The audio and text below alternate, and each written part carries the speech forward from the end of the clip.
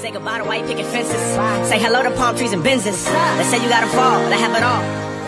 Grüß dich, da ist die Nina Schicha und herzlich willkommen zu Let's Play Ombre. Das letzte Mal haben wir da gestartet, wo eigentlich das da war. Falls ihr euch den letzten Part noch nicht angeschaut habt, dann geht doch zum ersten Part zuerst, bevor ihr diesen Part schaut. Und ich wünsche euch dann viel Spaß. Und so beginnt ihre seltsame Routine. So, wie gesagt, haben wir den Tristan Maloney und das kleine Mädchen Ombre, wo er bei der letzten Folge einfach... Naja, schau die letzte Folge. Egal. Also. Der Tristan Maloney steht früh am Morgen auf, um mit der Arbeit zu gehen. Aber bevor er geht und raus in den Nebel eilt, lässt er sich ein paar Minuten Zeit, bevor er sich in den Alltagsstress stößt. Ein paar Minuten, um die schlafende Ombre zu beobachten. Creepy. Naja. Dann rennt er durch die Straße voller toter Blätter, flüchtet in die Berge von Papierarbeit, in denen unheilvollen Türmen voller Büros, wo die Sklaven angekettet an ihren Computer sind und für die Herren in dem Ort arbeiten. Naja, so stellt sich das kleine Mädchen zumindest seinen Arbeitstag vor. Ah, das ist Mädchen. Ah, okay. Was sie betrifft, sie wacht gegen 9 Uhr auf und ihr erster Reflex ist es, sich zu strecken und zu gähnen, während sie mit einer Müslischüssel vom Fernseher hockt und Cartoons schaut. Sie verfolgt die Abenteuer ihrer Lieblingsheldinnen. Sie sind alle sehr schön und mutig. Alle sind Freunde fürs Leben, Prinzessinnen und elegante Superkräfte, voller Lichteffekt und Blütenblätter.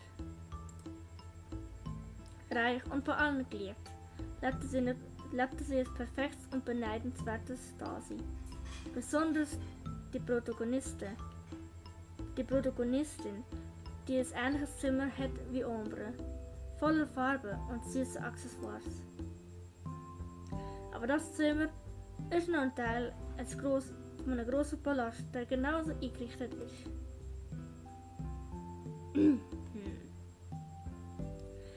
Wie gern würde ich auch in solch einem Schloss wohnen. Mit ihrer süßen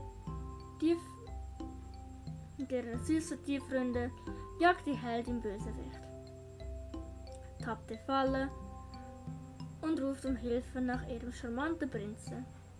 Ein perfekter und fantastischer Mann, der ihr jeden Wunsch vor den Augen ablässt. Das Leben erscheint leicht, voller Gelächter und Abenteuer. Sie müssen nur die böse Frau zurück in die Dunkelheit jagen. Sie ist fies, weil sie die junge, umwerfende Mädchen beneidet und weil sie alt und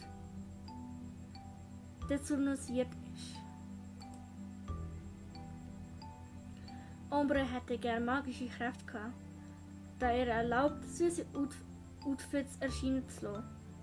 Ein Stall zu haben, in dem Einhörner schlafen.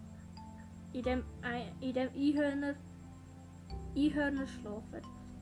Und in einem Ballsaal zu haben, wo sie extravagante Partys mit schönen Kleidern und Cupcakes geben wird.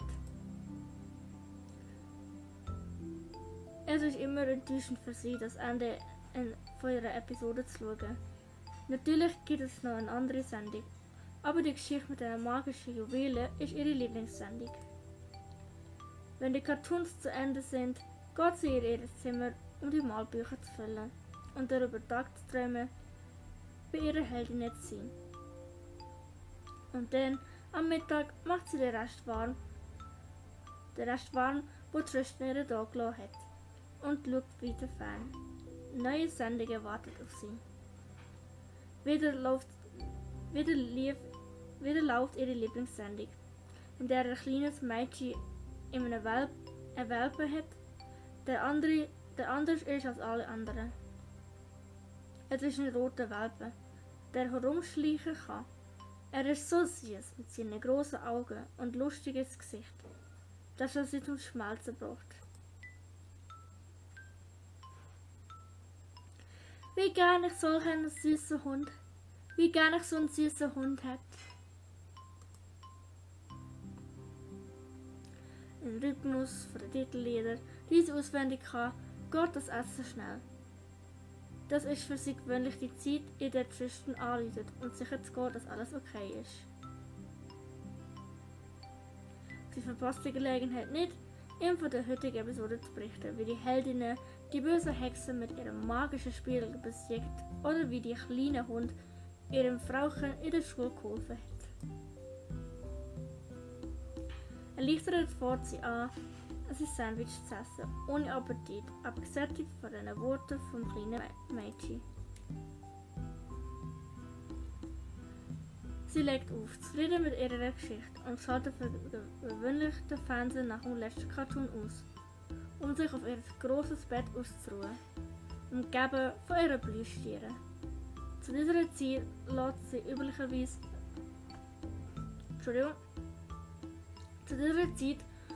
lässt sie üblicherweise ein Märchen. Sie liebt es, sich die Geschichte von Cinderella immer und immer wieder zu erzählen, während sie an dem Ohr vom Teddybär nuckelt.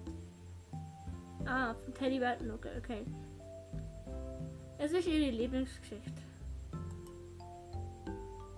Die Leute und das Leben selbst sind fies für die Cinderella. Sie muss hart arbeiten, es ist anstrengend. Sie muss sich ihr Essen verdienen, um ihre miesen und hässlichen Schwestern hielten sie für überlegen. Zum Glück erkennt der Prinz das Talent der Heldin. Sie ist hübsch und sie ist etwas Besonderes. Er nimmt sie mit in sein Schloss, um ein goldenes Dasein zu verbringen, wo sie nicht bis auf die Knochen schuften muss, wo das Geld einfach so fließt, wo Cinderella alles haben kann, was sie will. Schließlich alles glänzende Dinge, Accessoires, Kleider und Kuchen. Sie muss nur die Zeit füllen, indem sie Partys mit ihren Freundinnen organisiert. Die hässlichen Schwestern sind nicht eingeladen. Sie sind zu hässlich und zu unhöflich und sie verdient solches Paradies nicht.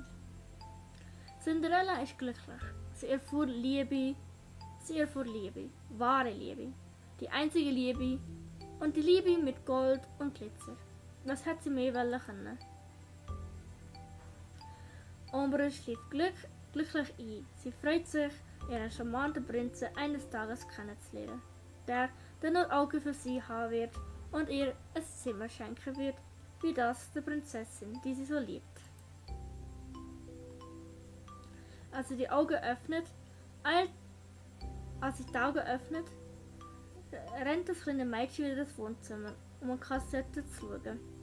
Ein Disney-Film, je nach ihrer Laune. Wählt sie eine mit Tieren oder eine mit einem Paar, das glücklich bis ans Ende ihrer Tage lebt. Oft Schneewittchen oder Ariel. Oh, Schneewittchen und Ariel habe ich geliebt. Ombre liebt die Vorstellung.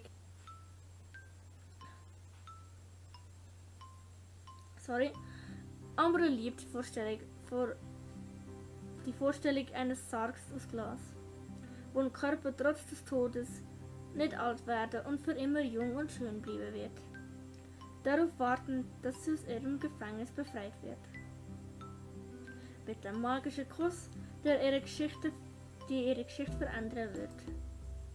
Der Prinz braucht sie fort vor dieser bürgerlichen Hütte. Der proletische von den kleinen Zwergen, die wohl freundlich, aber pöbelhaft sind. Außerdem liebt sie die Vorstellung von einer schönen und rebellischen Meerjungfrau, die durch den Ozean schwimmt und auf der Suche nach Schätzen, die aber dann ihre Freiheit opfert für den Mann ihres Lebens, die das Endlose opfert, um sich in den goldenen Käfig zu zwängen, über den sie schon tausende Male fantasiert hat. Die schöne und rebellische Meerjungfrau hört nie auf jemand anderen, lässt nie auf jemand anderen, was sie an sich selbst erinnert. Sie ist auch ein süßes, unberechenbares Mädchen. Sie spielt die Kassette in der Endlosschleife ab, Tag und Tag, bis es Zeit für Essen ist. Dann, gesättigt von diesen idyllischen Bildern, lässt sie sich Süßigkeiten schmecken, die der Tristan ihr gebracht hat. Cupcakes, bunte Makaronen und Nutella. Oh, Nutella! Wie lange ich schon im Nutella hatte. Oh Gott. Mann, jetzt bin ich neidisch. Was auch Nutella. Natürlich gibt es also in dieser Zeit auch wieder Cartoons. Also später drückt sie endlich den Ausknopf, um ihr Zimmer weiter zu fantasieren, während sie geschickt mit ihrer Puppe spielt, die ihre Träume verfolgte. Aber der Höhepunkt des Tages ist wahrscheinlich, wenn der Tristan endlich von der Arbeit wiederkommt. Als die Tür quietscht, weiss sie, dass er da ist. Sie eilt ins Wohnzimmer, um ihn zu begrüßen. Sie wirft sich völlig um seinen Hals, erst zögerlich, aber im Verlauf der Woche mit immer mehr und mehr Begeisterung. Sie liebt es, auf seine Schulter getragen zu werden, ein Flugzeug nachzumachen und durch die Wohnung zu fliegen, bis sie lachend auf dem Bett landet und zusammen zu spielen. Macht so viel Spaß. Mit ihrem Freund kann sie ihre Figuren leichter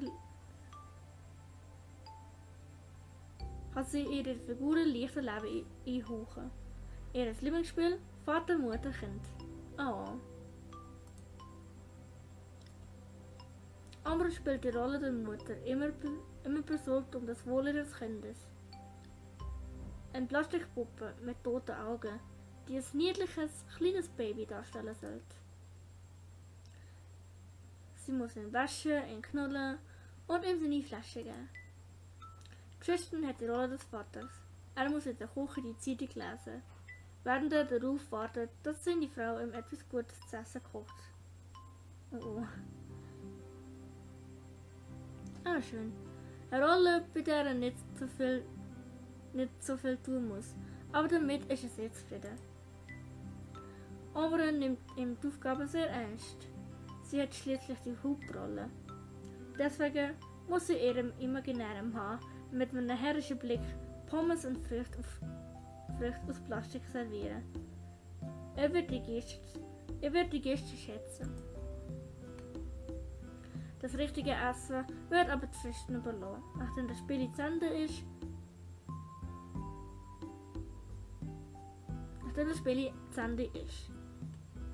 Ein Essen, das das kleine Mädchen als Gelegenheit nutzt, um den Rest ihrer fabelhaften Abenteuer zu erzählen. Tristan muss ihr nur mit einem Lächeln auf dem Gesicht zuhören, bevor er sie ins Bad schickt, um sie zu waschen und ihre Zähne zu putzen. Amber grummelt immer wieder, wenn es Zeit ins Bad ist. Amber grummelt immer, wenn es Zeit zum Baden ist. Aber ihre geschlechtslose Barbie-Meerjungfrau hilft ihr schnell dabei, diese Unannehmlichkeit zu vergessen. Mehr als einmal schaut sie auf den 30-jährigen Mann, dass er noch genug reinkommt, um ihn mit ihrer fischförmigen Wasserpistole abzuschießen. Unschuldiges Lachen folgt darauf. Dann muss das kleine Mädchen in einem grossen Prinzessinnenbett gebracht werden, wo ihr eine Geschichte erzählt, für gewöhnlich ein Märchen. In dem Moment wird ihr Blinzeln immer langsamer, während sie ihn mit einem berührenden Blick anschaut. Tristan schmilzt dahin mit seiner Niedlichkeit. Er achtet darauf, die Tür nicht ganz zuzuschließen und das Licht zu schließen. Das Licht aus dem Flur muss den Monster vertreiben, sonst Amber Schlaf stören könnte. Das ist eine ausdrückliche Bitte von ihr. Sie hat Angst im Dunkeln. Der Mann muss sie vor Geistern beschützen. Das ist ein Versprechen ihr gegenüber. Bevor er schlafen geht, fährt Tristan etwas Trost. Findet er ein bisschen Trost, während er sie beim Schlafen beobachtet. Er hofft, dass er der Schlaf von schönen Träumen geprägt wird. Dass sie ihn nicht vergisst, dass sie nicht vergessen wird, dass sie an ihn denken wird, auf welche Art und Weise auch immer. Kann sie seine Anwesenheit überhaupt spüren? Oder wie sehr er sich um sie sorgt? Die Wochenende organisierte sie sich so, dass sie mehr Freizeit haben. Es ist Zeit, um rauszugehen. Es stand aus der Frage, dass Amber langweilig werden wird, immer in dieser engen und düsteren Wohnung zu sein. Sie braucht mal einen Tapetenwechsel. Also geht sie zum beliebten Ort, zum Schwimmbad. Oder in den Freizeitpark, oder zu der Eislaufbahn, oder ins Kino, oder ins Restaurant. Sie muss alles probieren. Jede Woche ist ein anderes Universum. Oh, wie süß. Mit ihren makellosen polierten Schuhen rennt sie flink um. Das kleine Mädchen springt von hier nach da, während sie nach Tristans Arm klammert. Es wäre sein Herz gesehen, wie viel unschuldiger Spaß sie hat. Wenn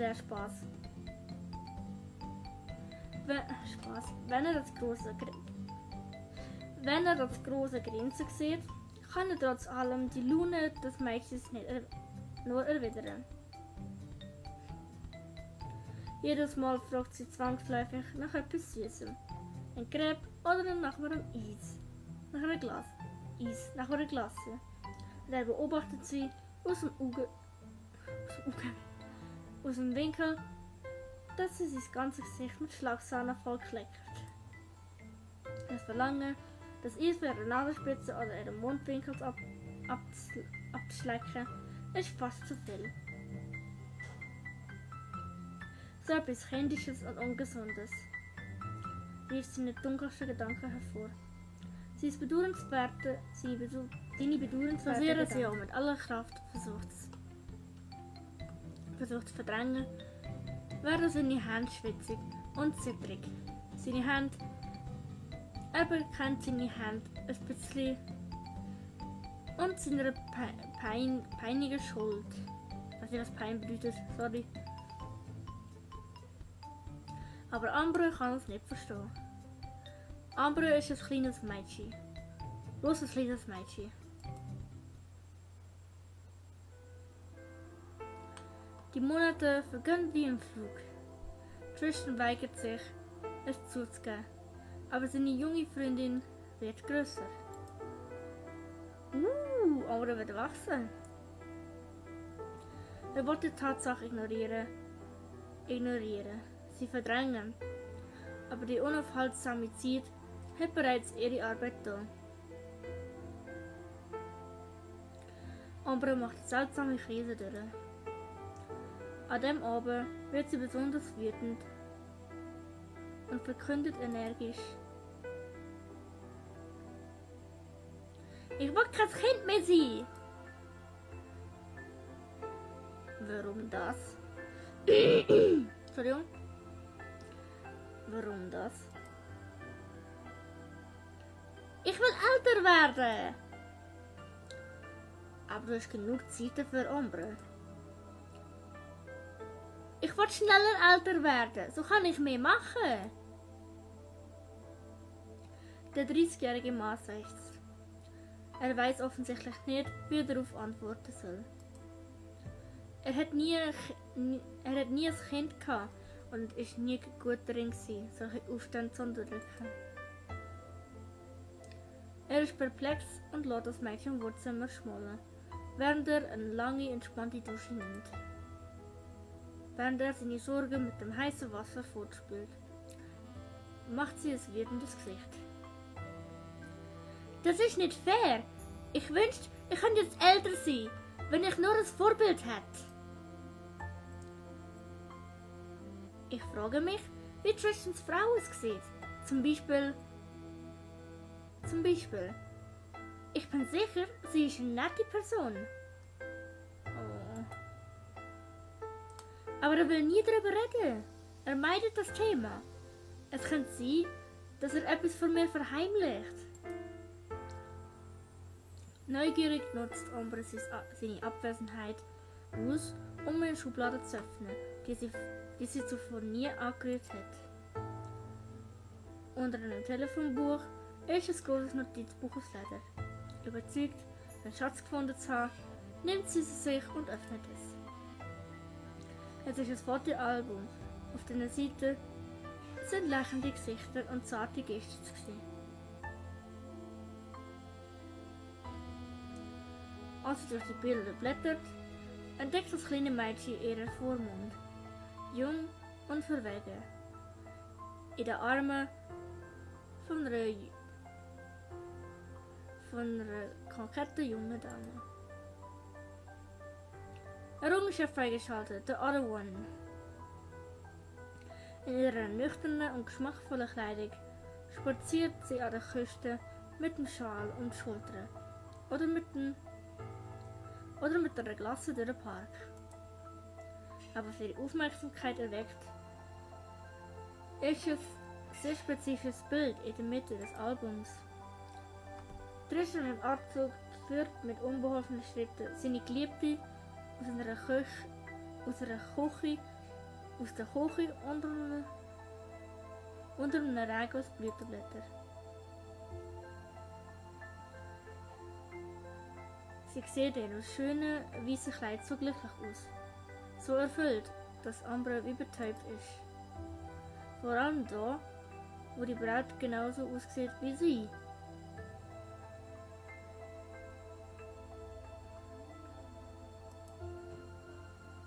Sie ist so hübsch. Nein! Sie ist so hübsch! Was schaust du dir da so an? Oh Gott. Scheiße. Sorry. Tristans plötzlicher Auftauchen lässt zusammenzucken, sodass sie den verbotenen Gegenstand fallen lässt. Sein Blick verdunkelt sich sofort. Du hast die Schublade durchsucht, um zu schauen, wie meine Frau aussieht, oder? Sie antwortet schulbewusst und mit zitternder Stimme. Ja, willst du mich bestrafen?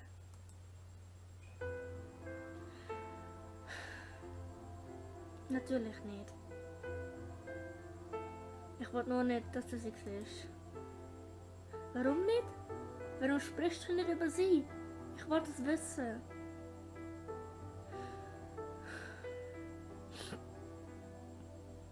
Er schien wütend, als er diese bittenden Augen sieht. Augen, denen er nie lang widerstehen kann. Zögernd setzt er sich auf die Couch und erzählt ihr, wie er diejenige kennengelernt, die er für ihre Liebe seines Lebens hielt. Und er berichtet von all den Dingen, die sie durchgemacht haben. Ambre hört mit stundender Aufmerksamkeit zu. Sie mag die Geschichte sehr. Tristan schien kurz jünger zu werden, als er von der Vergangenheit erzählt. Und wie verliebt er in sie und wenn sie ist und wie glücklich er sie gemacht hat. Ihr friedliches und gewöhnliches Leben ist etwas, was das kleine Mädchen beneidet. Vertieft ihre Geschichte kann sie nicht anders als ins Strenge. Und dann, was ist passiert? Solange bis das Licht in den grünen Augen des Mannes verschwindet.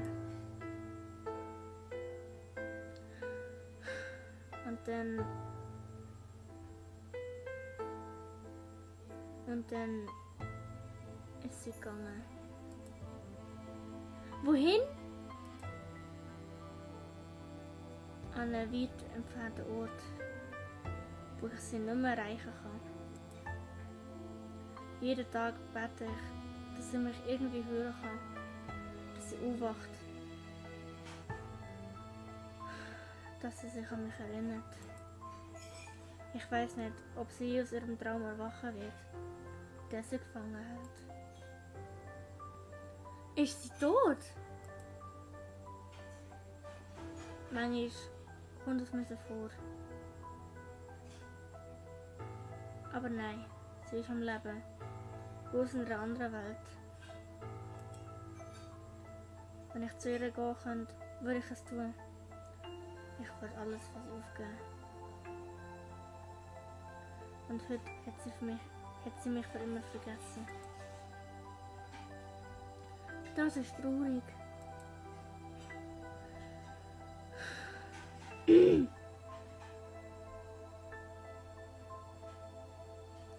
Als eine schwere, zermalmende Stille über sie kommt. Amber starrt auf das Foto, verzaubert von einem Lächeln der Frau. Tief in ihrem Herzen hat sie einen seltsamen Gedanken. Wenn ich älter wäre, könnte ich Tristans Frau ersetzen. Und dann wäre noch mehr traurig. Moment mal, was? Es ist gerade so eine ruhige Passage und dann kommt einfach so, ja. Wenn ich älter wäre, könnte ich Tristans Frau ersetzen. Und dann wäre noch mehr traurig. What the fuck? Er kennt sie nicht mal. Er kennt sie nicht mal und sie kennt eh nicht mal. Und sie denkt sich nur so, ja, wenn ich groß bin, ersetze ich seine Frau. Es tut mir leid, es war wirklich traurig. Und wir haben jetzt erfahren, was der Frau passiert ist, aber ganz ehrlich. Nein.